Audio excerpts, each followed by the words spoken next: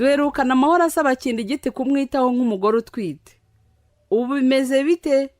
Mukurikira umukino. Yamaye nka data niko Inkingi Uziko nkanze rwamwe oya byo ngukoye kuremba ndogo wambyaye cyo uziko wivugishaga nkaho ari uwo muri kumwe niko njyewe nivugisha Inkingi cyane rwose kareka erega maze kanya nkugenda inyuma nabanje ndakwihorera ngo ndebe iherezo ryawe baba data we rwamwe ubanza ngeze kure koko bitese wa mugabo we ibibazo mfite iwanjye aho bikera biraza gutuma ndenga umuhanda yamaye nka data umva ntibikabe rwose wa muntu we none se kera numve ko hari icyo nagufasha nk'inshuti yanjye ugira ngo nibyo gupfa kuvuga se none se rero nayo ngera twita yabaye sari mahoro uti rwamwe mahoro unamutenda yara nayebeye cyo gukora neza akantu kose karakoma interena yabimenye yancaho ntabagiye kubimbaza nkaba nshatsaho nerekeza rwamwe ubu mfite umutima uhagaze ntushobora kubyumva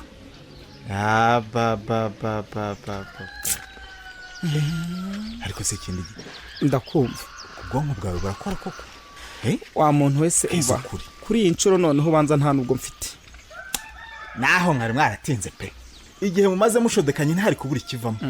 ndakurahiye ivugiresha nuko atari wowe ugwiriwe n'amahano nk'ayo kakubwire amahano ya mbere wakoze ni ukumufata ukamujyana iwawe Inkingi sinakubujije ukanga kunyumvira sinabikubujije umva nkubwire rwamwe ubu noneho inama wanjye yose niteguye kuyikurikiza nimba mu Imana nubwo nihagarara ariko inda amahoro atwite yanshyuhije umutwe ku buryo nshobora no kwisanga naguye mu modoka ikanyuka reka nkubwire Inkingi nta nama nakongera kukugira mbagwambuye nukubwiye ko rwamwe nuko nkubwiye rwose ubimenye shika mu banze usorome ku mbuto z'ibyo wakoze asoni koko burya ngo umuhana vayo n'umuhana ajyayo rwamwe nakubujije rugikubita uvunira ibiti mu matwi none uje gusaba impanuro umusindi yararenze akarwa mwana we yapfuye ntawe utayiryaho koko ahubwo se Inkingi urambwira iki ndakubwira iki urambwira iki ndakwishyuza amafaranga yanjye 10,000 urayibuka amafaranga yanjye 10,000 nakugurije ugiye gushakira amahoro inzu kutigeze yanyishyuruza ya maryari ariko uziko watereye hagati mu ryinyo neza pe ariko ubwo waretse kunsonga rwamwe waretse kunsonga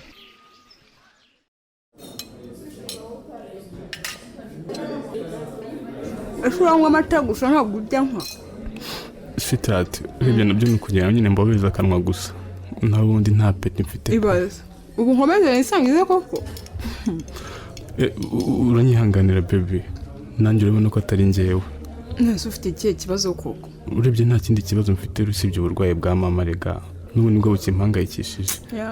ahubwo aho bukera ndatibiro Sheila I know gusa ntwa wimashehe bitewe n'ibihurimo kandi bitubabaje twese njye na Peter twagiye inama dusanga hari ubufasha dukwiye kukugenera nk'umuntu wacu ubufasha kise Sheila nyine na amafaranga twazigamye yagiye ava muri zimwe mu nzu dukodesha igukomana uya Sheila uya mwifigora n'ukuri namwe nta wundi muntu mugira ubahahira uretse ari amazu mwasigiye nk'umurage w'ababyeyi hato mutazabura hari kame mukunzi ibyo njye na Peter twakoze turabizi sibyo Sheila sinshaka kuganzwa n'urukundo ngo mwiyime ndabizi ko nanjye ubumpangayikiye ntwa ariko humura sinamarije ku byakadutunze ikindi kandi si umwanzuro nafashe njyenyine ngo tuvuge ngo bizateza umwiryane hagati yanjye na musaza wanjye Peter Sheri mama wawe twese araduhangayikishije pe ageze habi ibyo pe ndabizi nyine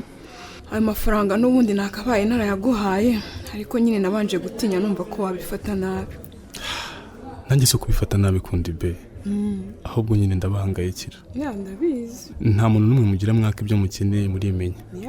ejo cyangwa ejo bundi se muramutse mubuza aho mukura mwarayampaye byagenda biti uri mukuri Sheri kandi ndakumva cyane gusa nanjye site umwana nonyizese ndakwizeye cyane ni nayo mpamvu ubufasha bwawe na Peter ntawe nahera mbusubiza inyuma numva ahubwo nari mfite ubwoba kumakanira Imana ijya ibaha umugisha gusa nta kindi umutima w'umpuye mwigirira muzawurambane what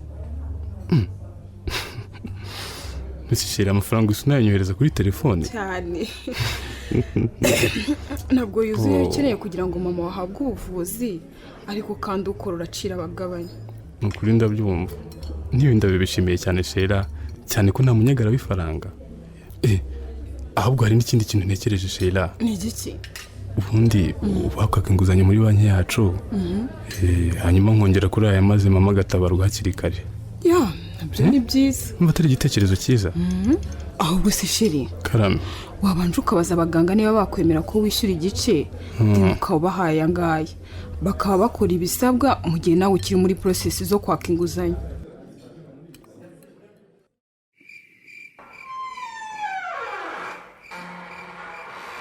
ntizere ko utasinzire Violi unyihanganire natinze mu rwogero amazi yandyoheye ngasinzira utaraza Bernard sinshobora ngo ntaraza cyangwa ntagusigiye umuti w'umugongo reka ubu ntibikiri ngombwa nakize nibyo se koko wakize nakize rwose ntibuka se ko kwa muganga bari batubwiye ko ari umutsi wikanze kandi iyo ari umutsi wikanze ntibitinda gukira kandi koko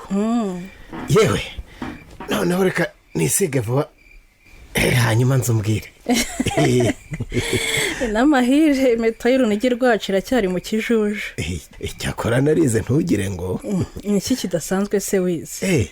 nize ko kwifata bitarebana n'igikorwa cy'umushyikirano mpuzabitsina gusa ahubwo ko ari indangagaciro ituma umuntu ashobora no kwifata mu bindi bihe cyakora byo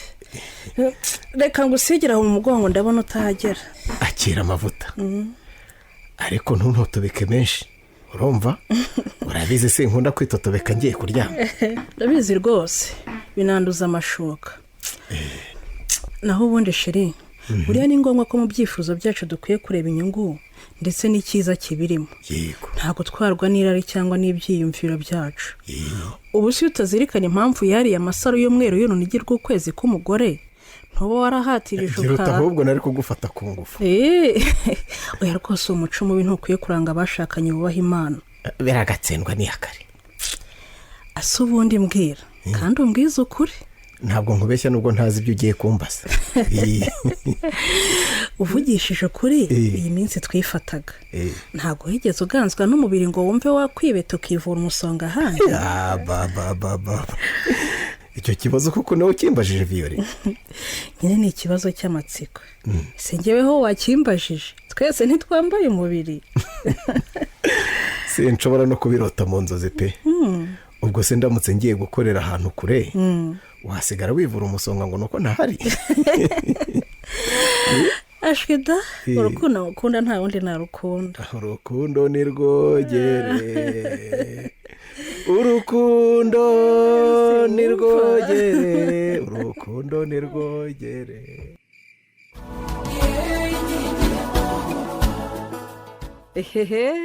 Kindigiti yabuze uko yitwara ku kibazo cy'uko Mahoro atwite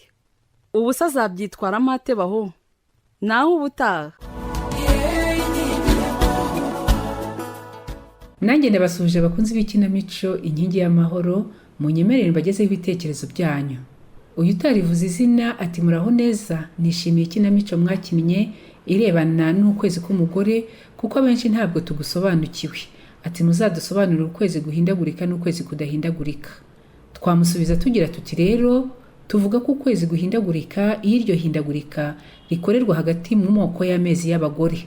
akaba ashobora kugira ukwezi kugufi ubundi ukurekure cyangwa se ukuringaniye Valentina ari Rutsiro ati nkunda Ntwari Sheila na Peter ati turabakunda kandi muzongera iminota Jeanne Gentil w'Inyagatare ati nkunda Solange n'umugabo we uburyo bumvikana ati naho abagabo bameze nka Kindigiti bisubireho bateganya imbyaro bite ku bana ati rwose ndizera ko Kindigiti azahinduka uwitwa Prote Habiyaremye ari Rwempasha ku gasima ka Mashaka ati mutwigisha nta minerivare atari ko muzongera igihe uwitwa Justine uherereye Nyamasheke mu murenge wa Karengera ati nkunda ikinamico inkingi y'amahoro ati ndagira inama Kindigiti gukunda umugore we Helena agasezerera amahoro kuko naguma mu mikino arimo azisanga ahantu hatari heza kandi azabura byose nk'ingati imennye Godanse aherereye Gicumbi ati muraho neza abarimu beza dukunda, ati ndashimira Sheila kuko ari umwana mwiza utwigisha, ati ni umukobwa w'intwari ushyira mu gaciro. Fiyete uherereye Nyaruguru waragira ati muzongere igihe ikinamico imara kuko igera aharyoshye ikaba irarangiye. Tuyisabe Patrick atuye Kayonza umurenge wa Gahini akagari ka Juru ati ndabakunda cyane. Nahira dukunda uherereye Rutsiro Kivumu ati nkunda Sheila ko yitwararika naho Sine yitwara nabi, yisubireho kuko wirukankira byinshi na duke wari ufite ukatubura. Uwitwa John ati umugore ufite iminsi ihindagurika yakoresha ubuhe buryo mu kuboneza urubyaro? Twamusubiza tugira tuti rero umugore ufite iminsi ihindagurika ashobora gukoresha uburyo ubwo ari bwo bwose bwo guteganya urubyaro. Gloriose ati ndabakurikira 5/5 ati nishimiye urukundo rwa Ntwari na Sheila. Odile uherereye mu karere ka Rusizi ati ngwikurira abana ikakurusha uburakari. Mahoro ashatse yareka agakino kuko bombi na kindi giti bitazabagwa amahoro. Pauline ati mahoro nareke gushurashura. Dukomereze kubitwa Dorcas ugira ati ndashimira Sheila urukundo agaragariza Ntwari atariko Sine we azabona ishyano ati turabakunda. Reka ibitekerezo by'uyu munsi tubisoreze ku witwa Kwizera uherereye Gakenke aho agira ati ikinamico Inkingi y'amahoro turayikunda cyane, twigiramo byinshi nko gukorana umwete ku murimo ndetse n'ibindi. Reka tubashimire mwe mwese mwatanze ibitekerezo byanyu, twizera ko kandi n'abagiye babaza ibibazo babiboneye ibisubizo bikwiye.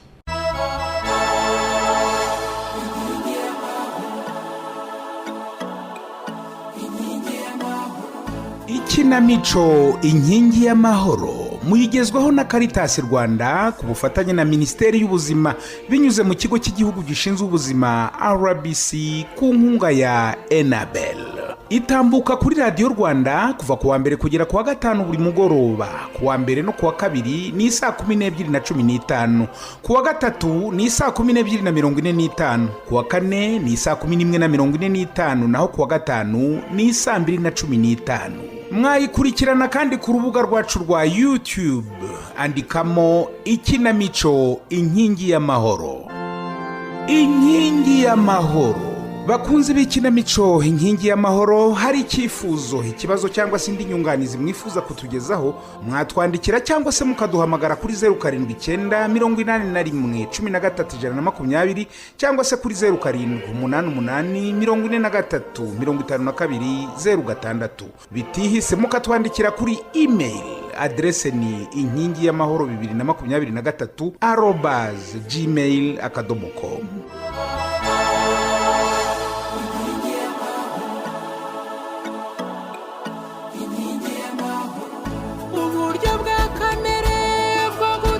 imbyaro kubashakanye burinda kubyarinda hekana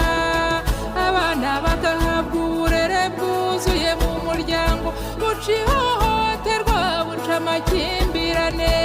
ejo hazaza igihugu kikagira abaturage beza.